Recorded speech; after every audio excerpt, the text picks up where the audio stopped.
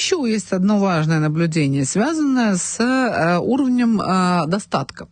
У нас есть в паспортичке, в сведениях о респонденте пункт, связанный с уровнем дохода.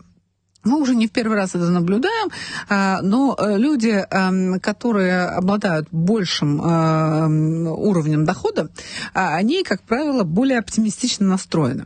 Но одно с другим, понятное дело, очень сильно взаимосвязано. И когда мы задаем вопрос о ресурсах для самореализации молодого человека в Абхазии, здесь это особенно ярко проявляется. То есть те люди, у которых уровень материального обеспечения высокий, они говорят, что возможностей для самореализации много, и, судя по их ответам, даже особо ничего исправлять не нужно.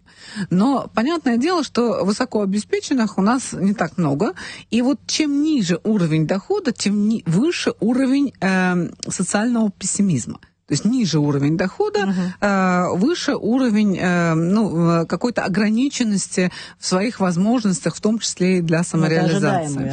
Это ожидаемый ответ. И вот с этим, конечно, нужно работать. На это как раз должны быть направлены проекты по причине того, что среди людей, которые испытывают какую-то ограниченность в материальном плане, а их много, необходимо вот эти проекты как раз наиболее активно развивать, то есть показывать, что есть социальные лифты, доносить эти возможности до рядового гражданина.